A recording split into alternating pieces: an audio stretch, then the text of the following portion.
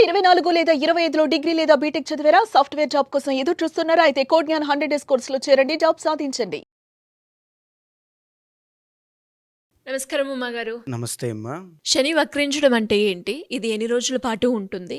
మరి నక్షత్రాల వారీగా చూసుకున్నట్లయితే దీని ప్రభావం ఏ విధంగా ఉంటుంది ఉమాగారు? తప్పకుండా అమ్మా. శని వక్రించడము అనేటువంటి దాని మీద మనం మాట్లాడుతున్నామండి. అంటే చాలామంది గ్రహాల యొక్క మార్పుల వల్ల దీంట్లో ఏముందిలే అనుకోవచ్చు. అంటే శని వక్రించడము, శని అనేటువంటి ఆయన ఎప్పుడూ కూడా క్రమశిక్షణకి, నిబద్ధతకి, డిటర్మినేషన్‌కి, డెడికేషన్‌కి, కష్టానికి, ఇన్స్పిరేషన్‌కి, ఇండివిడ్యువాలిటీకి అన్నిటికీ కూడా ఆయనే కారణం అండి. ఒక మనిషి ఎవరి సహాయ సహకారంలో లేకుండా ఎదగాలి అంటే శని యొక్క బలం చాలా బాగుండాలి. ఎక్కడా కూడా కష్టము అనేటువంటిది తెలియకుండా, అంటే కష్టము అనేటువంటిది తెలియడం అంటే కష్టపడిన దానికి ప్రతిఫలం దక్కడం వేరు, కష్టపడుతూనే జీవితం గడిచిపోవడం వేరు.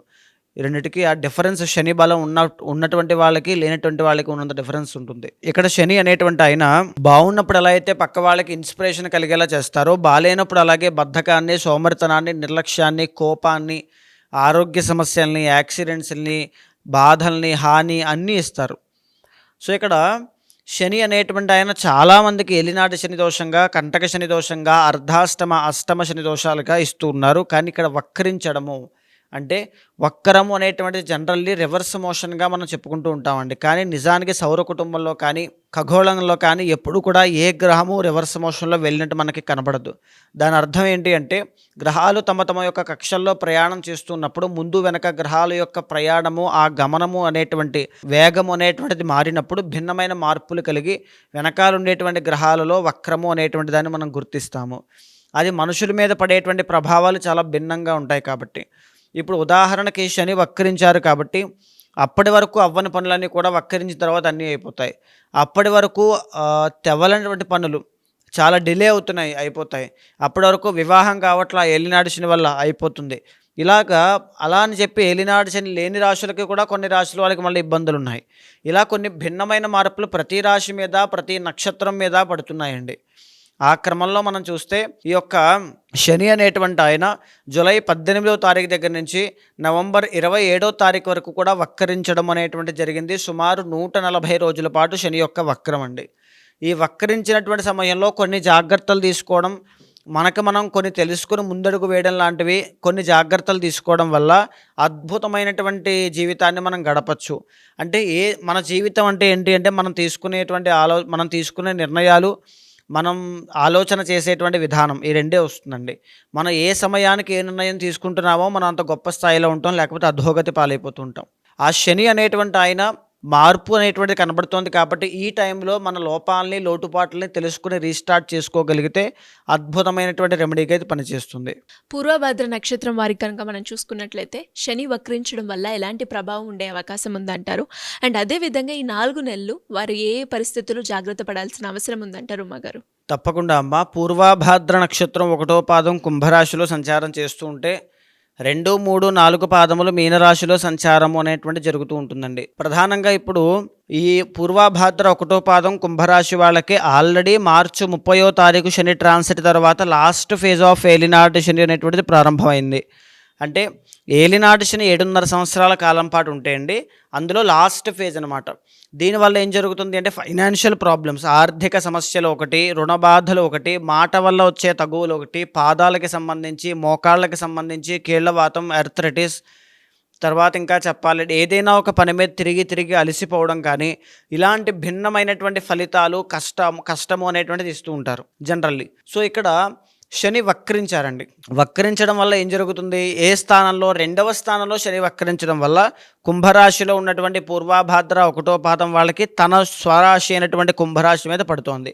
దీనివల్ల ఏం జరుగుతుంది? అనారోగ్య సమస్యలు కలిగే అవకాశాలు ఉంటాయి. తర్వాత ఆర్థిక సమస్యలు కొంతవరకు తొలగిపోయినా, ఉపశమనం అనేటువంటిది కలిగినా, వచ్చిన డబ్బు, ఆ నిలబెట్టుకున్న డబ్బులు మళ్ళీ వేరే దాని మీద ఇన్వెస్ట్మెంట్ చేసి అది నెగ్గుతారా అని పక్కన పెట్టేసేయండి. వచ్చిన డబ్బును మళ్ళీ ఇన్వెస్ట్మెంట్ మీద పెట్టే అవకాశాలు చాలా ఎక్కువగా కనబడతాయండి. ఇది జన్మశని యొక్క ప్రభావం కాబట్టి. అయితే ఇక్కడ ప్రధానంగా ఏం జరుగుతోంది అంటే శనికి 3 దృష్టులు కలిగి ఉంటారమ్మ. శనికి ఎప్పుడు కూడా 3 ఆస్పెక్ట్స్ ఉంటాయండి. ఒకటి 3వ స్థానం, తర్వాత 7వ స్థానం, తర్వాత 10వ స్థానం. 3వ ఆస్పెక్ట్ అయినటువంటి వృషభ రాశి 4వ స్థానం అవుతుంది కుంభరాశి నుంచి. 7th ఆస్పెక్ట్ అయినటువంటి కన్యా రాశి 8వ స్థానం అవుతుంది. 10వ ఆస్పెక్ట్ అయినటువంటి ధనస్సు రాశి లాభస్థానము అవుతుంది. ఇక్కడ దీనివల్ల ఎలా ఉంటాయి, ప్రధానంగా ఫస్ట్ ఆస్పెక్ట్ అయినటువంటి థర్డ్ ఆస్పెక్ట్ అయిన 4th హౌస్ ఏంటి అంటే వర్క్ ఫ్రమ్ హోమ్ అనేటువంటి చేయడం కానీ, అంటే ఇంటి దగ్గర నుంచి పని చేయడం, లేకపోతే వాళ్ళ యొక్క ఇండివిజువల్ టాలెంట్ అనేటువంటిది, పొటెన్షియల్ అనేటువంటిది బయటకు తీసుకురావడం. ఏదైనా నేను కష్టపడాలి, నా ఓన్ టాలెంట్, నేను చదువుకున్నటువంటి దాని మీద కానీ, నాకు తెలిసిన పని మీద కానీ నేను బ్రతకాలి అనేటువంటి ఒక ఆలోచన రావడం. తరువాత కుటుంబ సభ్యులతోనే పని చేసేటువంటి అవకాశాలు రావడం. ఇలాంటి మార్పులన్నీ కనబడతాయి. సిబ్లింగ్స్తో కానీ, ఆస్తి తగాదాలు కానీ, కొలీగ్స్తో కానీ తగాదాలు ఏవైనా, కలహాలు కానీ ఏవైనా ఉంటే అవన్నీ తొలగిపోయే అవకాశాలు ఎక్కువగా కనబడతాయి. స్మాల్ ట్రావెలింగ్స్ అండి. ఎలా ఉంటుంది అంటే ఏదైనా పని మీద ఖచ్చితంగా బయటికి వెళ్ళి రావాల్సినటువంటి పరిస్థితి ఏర్పడుతుందన్నమాట. అంటే ట్రావెలింగ్ అనేటువంటిది 100% చేయాలి, అప్పుడే వీళ్ళకి బాగుంటుంది. లేకపోతే పనిలో విజయం అనేటువంటి చూడరు. 100% చేసేటువంటి యోగం కనబడుతుంది. కాబట్టి 7th ఆస్పెక్ట్ అయినటువంటి కన్యా రాశి అష్టమ స్థానం అవ్వడము, మెరిటల్ లైఫ్లో ఇష్యూస్ అనేటువంటివి 4 మాసాల్లో చూస్తారండి. 100% చూస్తారు. ఎలా చూస్తారు, ఇక్కడ ఏమిటి అంటే మెరిటల్ లైఫ్లో మిస్అండర్స్టాండింగ్స్ అనేటువంటివి కనబడడం కానీ, స్పౌస్ భార్య లేదా భర్తకి అనారోగ్య సమస్యలు కనబడడం, ఆపదలు ప్రమాదాలు ఏవైనా చిక్కుకోవడం లాంటివి కనబడే అవకాశం ఉంటుంది. ఆ విషయంలో కేర్ఫుల్గా ఉండాలి. ఇంకొకటి బిజినెస్ లాస్ అనేటువంటిది కనబడుతుంది. 7th అంటే బిజినెస్ హౌస్ అండి.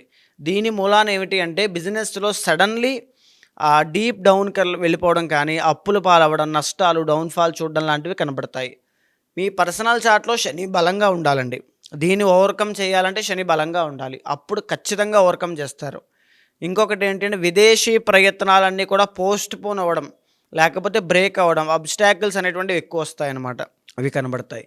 ఉద్యోగం చేసుకునేటువంటి వాళ్ళకి, ఉద్యోగ ప్రయత్నం చేసే వాళ్ళకి ఖచ్చితంగా మంచి ఉద్యోగం రావడం, ఊహించినటువంటి దానికన్నా చాలా పెద్దది వచ్చే అవకాశాలు ఉంటాయి.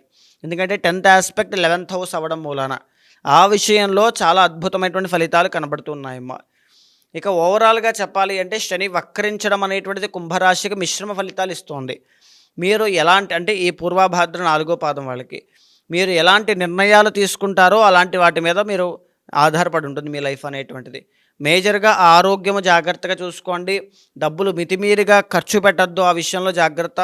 పర్సనల్ చార్ట్ చూసుకుని మాత్రమే బిజినెస్లో ముందడుగు వేయండి. బిజినెస్లోనే కాదు, లెఫ్ట్ ఆర్ రైట్ సిచ్యువేషన్ వచ్చిన ప్రతిసారి ఈ గోచారంతో పర్సనల్ చార్ట్ కూడా సమన్వయం చేసుకునే మీరు ముందడుగు వేయాలి. ఆ విషయాన్ని బాగా గమనించండి. మరి ఎలా ఉమ్మగారు, ఎవరైనా కూడా ఇంకా మీరు అన్నట్టుగానే శని వక్రించడం వల్ల రాశుల వారీగా కావచ్చు, నక్షత్రాల వారీగా కావచ్చు, వాళ్ళకున్న ఇంటర్నల్ చార్ట్ ప్రకారంగా వారు ఏదైతే సమస్య ఎదుర్కొంటున్నారో దానికంటూ ఒక పరిష్కారం కావాలి అనుకునే వాళ్ళు ఎవరైనా కూడా మిమ్మల్ని అప్రోచ్ అవ్వాలి అంటే ఏ విధంగా ఉంటుంది? తప్పకుండా అమ్మ. ఇప్పుడు మనం మాట్లాడుకునేటువంటివన్నీ కూడా గోచార అంశములండి. దీని మీద మనం ప్రత్యేకంగా ఎందుకు చెప్తున్నామంటే ఈ శని వక్రించడం అనేటువంటిది చాలా విశేషమైనటువంటిది. కొంతమందికి తీవ్రమైన ఇబ్బందులు ఉన్న వాళ్ళకి సడన్లీ వాళ్ళకి ఏదో ఒక గుడ్ న్యూస్ వినేటట్టుగా, వాళ్ళని కాపాడబడేటట్టుగా ప్రకృతి సహకారం చేస్తుంది. చాలామంది ఇలా ఇబ్బంది పడుతూ ఎప్పటి నుంచో దీర్ఘకాలిక ఆరోగ్య సమస్యలతో బాధపడే వాళ్ళకి శని వక్రించడం స్టార్ట్ చేసిన తర్వాత ఒక డాక్టర్ నంబర్ దొరకడం, ఒక ట్రీట్మెంట్ దొరకడం, తగ్గిపోవడం, ఇలాంటివి నేను చూశాను. సో ఇక్కడ శని వక్రించడం అంత గొప్ప ఫలితాలు ఇస్తుందండి. పర్సనల్ చార్ట్ సహకరించాలే కానీ అద్భుతమైనటువంటి మార్పులు మీ జీవితంలో ఉంటాయి. శని మందగమనుడు కాబట్టి వక్రించినప్పుడు ఇమీడియట్ యాక్షన్స్ ఇస్తారండి, అంత గొప్ప ఫలితాలు ఉంటాయన్నమాట. అయితే పర్సనల్ చార్ట్ చూసుకోవడానికి ఎవరైనా మీకు అలా తెలుసుకోవాలనుకుంటే మీకు కింద కనిపించే నెంబర్కి కాల్ చేస్తే మా వాళ్ళు మీకు పూర్తి వివరాలు అందిస్తారండి. తప్పకుండా మీ గోచారాన్ని, పర్సనల్ చార్ట్ని సమన్వయం చేస్తూ ఏదైతే మీ సమస్య కానీ కోరిక కానీ ఉందో దానికి అనుగుణంగా మీ జాతకం ఉందా లేదా అనేటువంటిది వివరించి, ఏదైనా దోషం ఉంటే శాంతి పరిహారములు మీతో ఆచరింపచేసి భగవత్ అనుగ్రహం కలిగేలా చేస్తాను. థ్యాంక్ యూ ఉమ్మగారు, థ్యాంక్ యూ సో మచ్. నమస్తే అమ్మ.